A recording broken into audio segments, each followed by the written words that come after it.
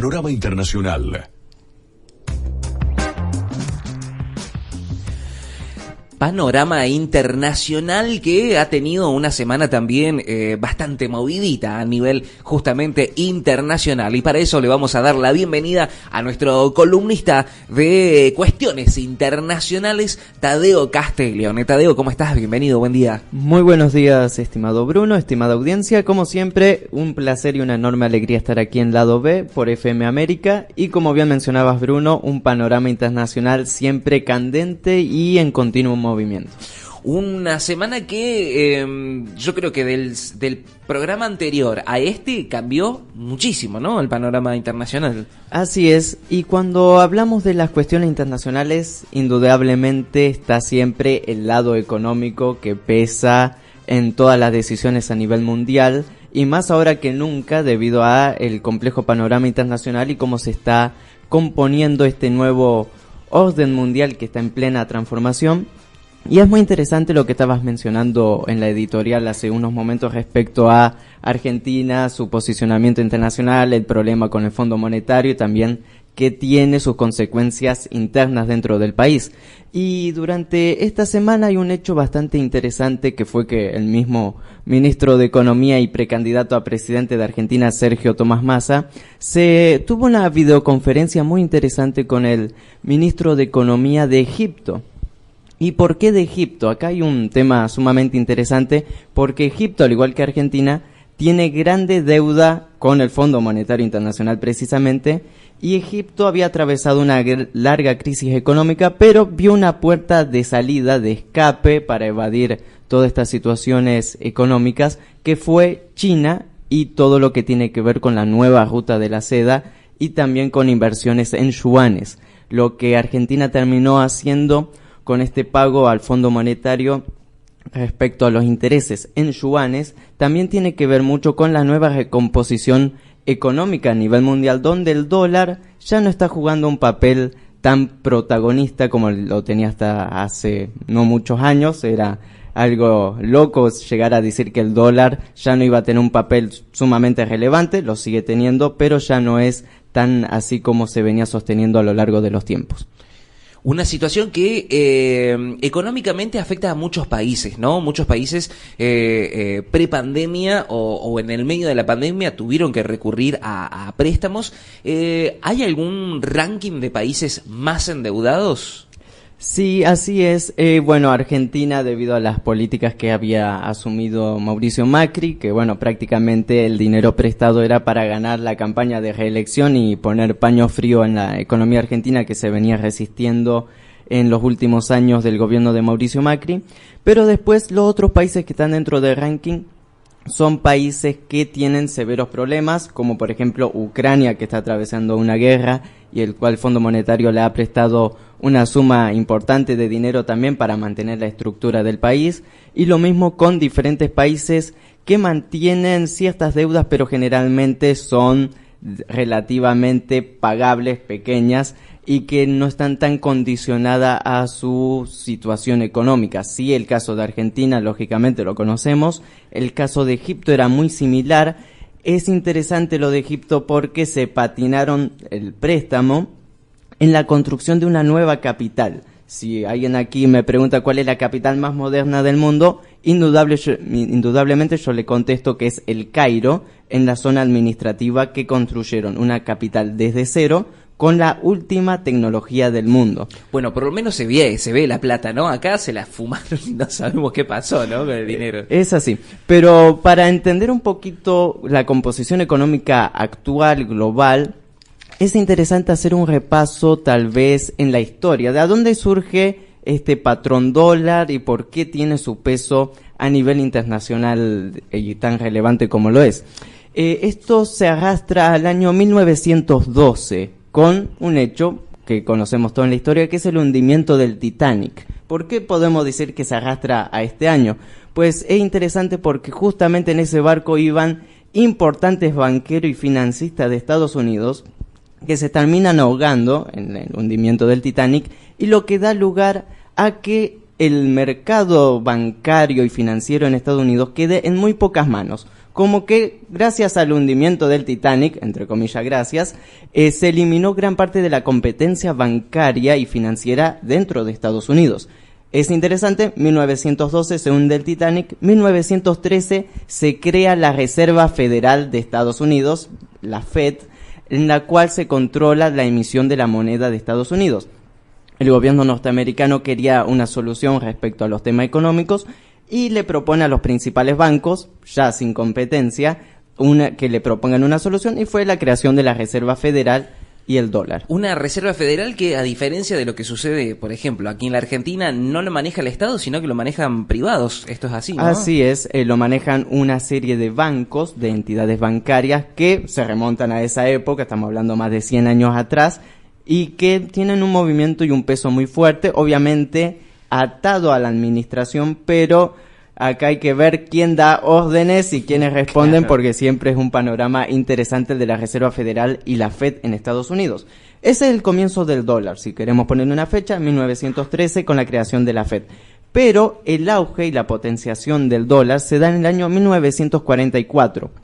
Recordemos, está finalizando la Segunda Guerra Mundial, finaliza en 1945, pero desde el 43 ya todos sabían los resultados, porque Alemania venía retrocediendo y ya la situación no daba para mucho más. Entonces, en Bretton Woods, Estados Unidos, se erige un nuevo panorama económico internacional, en lo cual todos están de acuerdo, de poner la moneda de Estados Unidos, el dólar americano, atado al patrón oro como respaldo, para, de esta manera, una vez terminada la Segunda Guerra Mundial, reconstruir Europa y volver a estabilizar todo el mundo luego de una catástrofe como fue la Segunda Guerra Mundial y todas las consecuencias que derivó y los años de reconstrucción. Esto es interesante en 1944, el acuerdo de Bretton Woods, porque supuestamente el dólar estaba respaldado en el patrón oro. Entonces vos, según el decreto de Bretton Woods, vos tenías una cierta cantidad de dólares, vos ibas a la Reserva Federal de Estados Unidos, pasabas por caja, vos ponías los dólares y ellos te iban a dar lingotes de oro. Lingotes de oro. Esa era la moneda de cambio, digamos, ¿no? Así es, tenía ese respaldo. Ahora en la práctica nunca se llevó a cabo, lo cual es sumamente interesante porque se imprimían de manera masiva cierta cantidad de dólares que en realidad no tenían su respaldo en oro, y esto deriva en una crisis que se termina de saldar en el año 1971 con el presidente Nixon en Estados Unidos, que decide, listo, ya no existe más patrón oro, únicamente el dólar americano se sostiene con el dólar americano y con la confianza en la democracia norteamericana. Hay que cruzar los dedos ahí, ¿no? Entonces, desde ahí, de alguna manera, se fue imponiendo el dólar, primero con una engaña pichanga, como se suele decir, diciendo que el dólar está respaldado en oro, que es una moneda confiable y demás, y después ya sin ningún tipo de respaldo más allá de las bombas y los misiles que cuente Estados Unidos. Que lo que sucede en 1991, se desintegra la URSS, entonces, bueno, el dólar domina todo el panorama mundial, claramente sin ninguna competencia, se utiliza como un patrón principalmente tanto de reservas nacionales como en el comercio internacional. El patrón dólar es indudablemente, y lo fue y lo sigue siendo por ahora, la principal moneda de intercambio internacional, teniendo estos orígenes. Pero en el año 2000, con la llegada del nuevo milenio, la nueva era y lo demás, empiezan a surgir dos grandes actores sumamente interesantes. Al primero, la Unión Europea con el euro como moneda principal, y del otro lado, no sé si te acordarás las películas de fines del año 90, principios del año 2000, que hablaban de los japoneses. Sí. Repleto de películas de japoneses, de mafia yakuza, de dominación mundial japonesa. De conocer un poco más la cultura japonesa, ¿no? Si se quiere. O el lado B, justamente. Exactamente, el lado B de Japón. Y muchos empezaron a hablar de los yenes, el yen japonés. Sí. Y cómo estaba de moda, había que invertir en yenes, la bolsa de Tokio, las grandes tecnologías traídas desde Japón, tecnología de punta. Y también, bueno, Europa con el euro, una moneda fuerte que se fue consolidando con el tiempo y que llegó a tener incluso su valor mayor que el dólar americano. Pero con el paso de los años, ambas monedas sufrieron diferentes crisis. La gran crisis económica de Europa, arrastrada al año 2008-2009, en parte debido a empezar a agregar países en la zona euro que no estaban capacitados para su integración económica junto con las demás potencias europeas. Estamos hablando de países de Europa del Este, países que no tienen un peso relevante, en los cuales se empezó a dar una suerte de salvataje, lo mismo con Grecia, y todo esto derivó en que el euro vaya perdiendo su presencia en el mundo y no pueda ser una moneda que podemos decir tan hacerle expandida frente, claro. a nivel internacional. Japón, el crecimiento japonés era limitado, no era eterno ni infinito, entonces también los yenes japoneses empezaron a perder su peso, su presencia en el mercado internacional, y Estados Unidos, continuando con sus políticas de injerencia internacional, de provocaciones, de sanciones, terminó creando un efecto boomerang. Las sanciones de Estados Unidos terminan creando que países, potencias emergentes que en aquel tiempo se fueron, de alguna manera, se lo iba diciendo que no eran de tan importancia, por ejemplo China, se empezó a hablar China en los últimos años prácticamente. Pero siempre fue relegado, ¿no? O menospreciado. Fue menospreciado, yo creo que se subestimó bastante en el escenario claro. internacional países como China, como Rusia, y este efecto de las sanciones que comenzó Estados Unidos a aplicar a diferentes países, terminó en que muchos países emergentes, de manera humilde, poco a poco, por debajo de la mesa y después por arriba de la mesa, comiencen a hablar de monedas emergentes, intercambio en monedas nacionales, yo te doy esto, vos me das esto, y de esta manera se fue consolidando poco a poco una nueva economía internacional que ya no tiene una dependencia con el dólar americano. Claro, no es dólar dependiente, ¿no? Así es. Y al principio esto comenzó con la propuesta de algunos países de crear monedas regionales. El caso de Muammar al-Gaddafi en Libia, que dijo, vamos a crear una moneda africana con sustento en valor oro, volver al patrón oro, y que va a ser una moneda universal del África. Claro, el África teniendo las mayores reservas de oro, una moneda continental africana con el peso que tiene África, no económico, pero sí en población, en desarrollo, en materia prima, hubieran puesto a esa moneda africana como una de las monedas más fuertes del mundo y top. Por eso también, bueno, año 2011, intervención internacional en Libia, chau Gaddafi, chau toda propuesta de competir de alguna manera con el dólar. Y todo esto, países como Rusia, China, la India, fueron tomando nota, fueron tomando apuntes de lo que sucedía a nivel internacional y hasta qué punto se podía confiar en Estados Unidos y en el sistema económico internacional. Llegamos al año 2021 con la intervención, 2021-2022 con la intervención de Rusia en Ucrania, y todas las sanciones económicas, más de 12.000 sanciones económicas que se dieron contra Rusia, desconectar a Rusia del sistema SWIFT, internacional de pagos y demás, demostraron que no había una libertad económica, como siempre se pregona, libertad económica, libertad de finanzas, y todo esto que en realidad termina siendo la libertad para pequeños sectores que pueden hacer lo que quieren y los demás siempre están muy atados a los reglamentos que se vayan imponiendo sobre la marcha. De esta manera Rusia, China, la India empezaron a diseñar pagos en monedas nacionales que se fueron potenciando y que lo estamos viendo en su máxima expresión.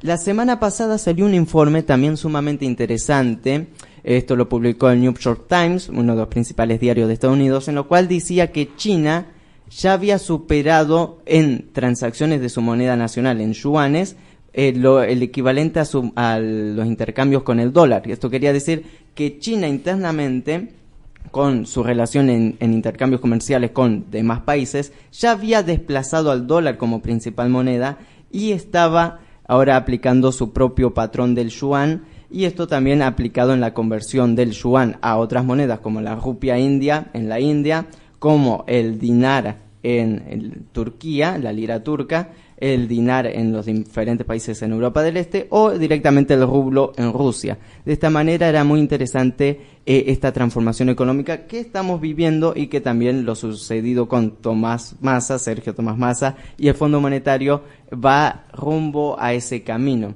Ahora bien, esto plantea un escenario bastante interesante para los países en Latinoamérica que tienen una fuerte presencia del dólar americano como reserva y como todavía soporte vital de las economías nacionales.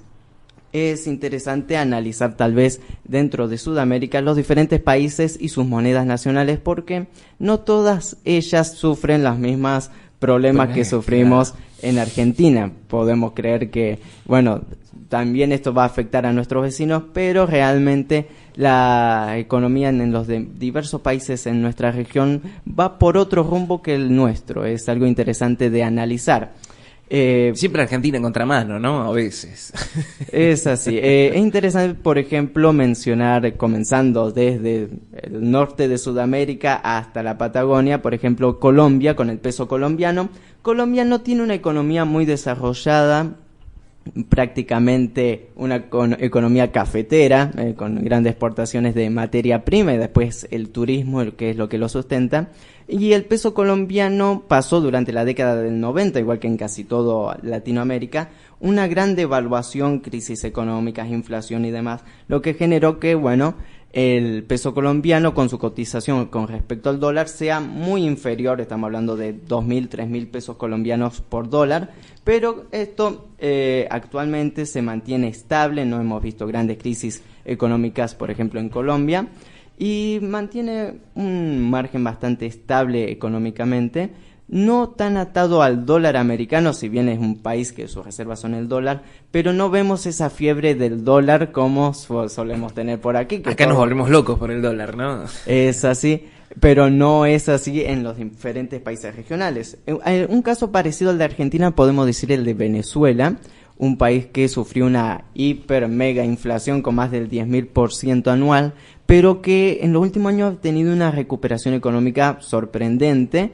El año pasado tuvo una recuperación del 100% de su PBI, algo interesante porque Venezuela viene saliendo de las crisis económicas en los últimos años, desde la pandemia y después desde los acontecimientos con la guerra en Ucrania. Este panorama abierto en la economía internacional que estábamos mencionando fue una vía de escape también para la economía venezolana. Teniendo en cuenta una economía que muy golpeada por los bloqueos, por distintas sanciones, ¿no? Y a pesar de eso han podido salir, ¿no? De esa situación. Sí, en Venezuela hablan del problema rentístico petrolero. El 98% de su economía, de su PBI, depende de la exportación y venta en nivel internacional del petróleo venezolano, del gas venezolano, que también fue duramente golpeado con sanciones, con bloqueos económicos y otros temas diversos que también hay que mencionar. Hay una gran red de corrupción interna en Venezuela que se ha tratado de combatir y desde que está Maduro en el poder ya 3 redadas importantes en contra de altos funcionarios que ocupaban puestos, pero estos funcionarios creían que el gobierno iba a caer en cualquier momento, entonces mejor iban haciendo sus asegurar su porvenir antes de asegurar el porvenir de la nación. Venezuela actualmente tiene una inflación similar a la de Argentina, alrededor de 150-180% anual, que si venimos comparando del 10.000% al 180%, hay una clara diferencia. Hay una clara diferencia, sigue siendo una inflación muy alta, pero hay un margen y se está viendo un panorama un poquito más claro con respecto a Venezuela. Tuve la oportunidad de estar en Venezuela en el año 2019, antes de la pandemia, en los supermercados. Era interesante analizar que en toda la zona fronteriza con Colombia no aceptaban bolívares, sino que aceptaban pesos colombianos, pero en zonas más capitalinas se podían comprar productos en bolívares, pesos colombianos, dólares, yuanes, yenes, en rublos, en cualquier tipo de divisa. Estaban abiertos a cualquier cosa. De tal manera que eso también fue una vía de escape para lograr sobrellevar la situación que estaban atravesando y también la creación de una criptomoneda nacional. El primer país que creó una criptomoneda nacional a base del barril de petróleo, se llamó Petro, fue precisamente Venezuela y eso también sirvió como ahorro y como medida para saber sobrellevar la situación. Actualmente el cambio del bolívar soberano a dólar son 28 bolívares un dólar, lo cual es interesante porque vemos que su moneda ya no está sufriendo tan devaluada, ¿no? No está tan devaluada en ese cambio. Todavía hay un margen de recuperación que tiene que ver con los salarios reales, que es la moneda que todavía le debe el gobierno al pueblo, pero lo demás en la situación que vamos a decir macroeconómica ya está más terminado, ¿no? Terminado. El caso, por ejemplo, de Ecuador, un país dolarizado, recordemos los ejemplos de países dolarizados como Ecuador o El Salvador, no se ve reflejado en grandes salarios en la población. En el caso de Ecuador, país con grandes márgenes de pobreza y una pobreza estructural. Esto quiere decir que si naces pobre y vas a vivir toda tu vida pobre, con muy pocas limitaciones para saber salir de la situación, prácticamente condicionado a los rasgos de nacimiento de alguna manera. Y este país, Ecuador, aún así es interesante analizar que pese a tener el dólar como moneda, esto no le garantiza que no tenga inflación, porque los precios alimentarios de los principales alimentos en Ecuador tienen una gran variabilidad, aumenta, baja de manera constante. No lo ve reflejado en la inflación que ellos miden con diferentes sistemas de medición creados para no tener esos reflejos en los números. Pero el caso de Ecuador es interesante porque, pese a tener el dólar como moneda nacional, también cíclicamente tiene crisis económicas, desempleo, no se llegan a pagar los salarios gubernamentales y vemos que la situación en Ecuador hasta la actualidad sigue siendo sumamente tensa. Hay elecciones dentro de poco en Ecuador, lo cual es interesante también analizar, pero que no hay grandes cambios en la macroeconomía en general y tampoco se ve transmitido estas ventajas del dólar dentro de la población local. Son buenos ejemplos para ir tomando cuando de repente se instala tanto la idea aquí en la Argentina de dolarizar, ¿no?, la economía. Bueno, ver también y tomar de ejemplos qué sucede en otros países que han optado, ¿no?, por dolarizar su economía y que, bueno, los resultados que se venden, ¿no?, esos resultados de que la dolarización sería la solución a los problemas. Bueno, tomar estos países como un ejemplo a no seguir, ¿no?, quizás. Es así, lamentablemente, pero por eso es importante la geopolítica también, conocer un poco qué sucede en los otros países, porque siempre hay un ejemplo que podemos tomar y aplicar también a nuestras realidades locales. Continuando con nuestro querido continente, tenemos dos países sumamente interesantes que están muy conectados culturalmente, históricamente, que son Perú y Bolivia. Dos países que jamás tuvieron una grave crisis económica como así en Argentina. Tanto el sol, la moneda de Perú, como el peso boliviano siempre han mantenido el margen estable. El otro día estaba viendo unas gráficas de cuánto valía el peso boliviano en el 2003 y cuánto vale ahora, 20 años después. Bueno, ahora recuperó valor.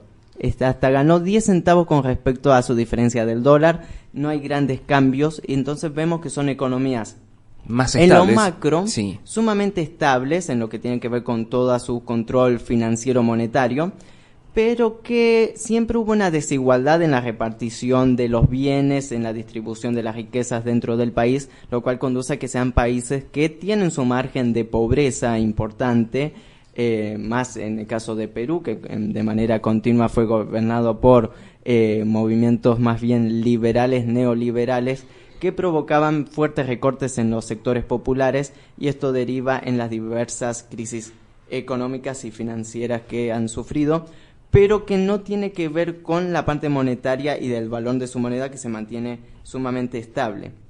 Luego, más bien en nuestro margen sudamericano, hay dos países que durante la década del 80 y 90 sufrieron graves crisis económicas y grandes devaluaciones de su moneda. Estamos hablando del hermano país de Chile y Paraguay, que bajo gobiernos neoliberales, en el caso de Chile bajo todavía la dictadura de Pinochet y los gobiernos que le prosiguieron, y en Paraguay fue después de la caída del presidente Stroessner, porque Stroessner será lo que será, pero era un nacionalista que defendía muchos intereses en Paraguay propios, ajenos y nacionales.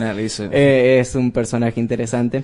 Pero bueno, la situación es que ambos países devaluaron masivamente su moneda a márgenes abismales de alguna manera, y que esto también derivó en graves crisis económicas, en gran porcentaje de pobreza y una emigración de muchos chilenos hacia Argentina, y una gran emigración en el norte de Argentina de paraguayos hacia gran parte de las provincias norte de Argentina, que ya son provincias interculturales, que siempre lo fueron, y que esto se vio potenciado con esta inmigración masiva de paraguayos.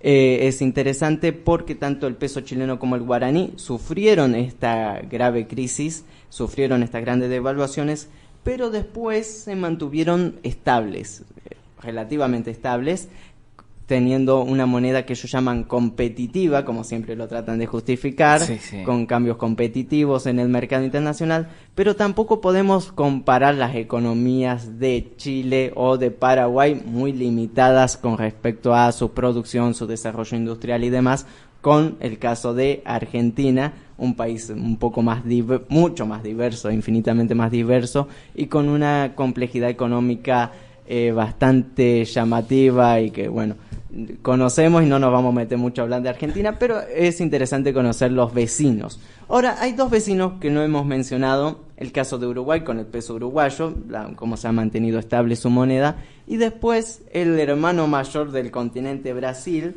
que con su moneda el real ha querido de alguna manera imponerla también a nivel regional. Estos son cuestiones interesantes a tener en cuenta del comportamiento de Brasil con su moneda y con lo que tiene que ver respecto a lo monetario.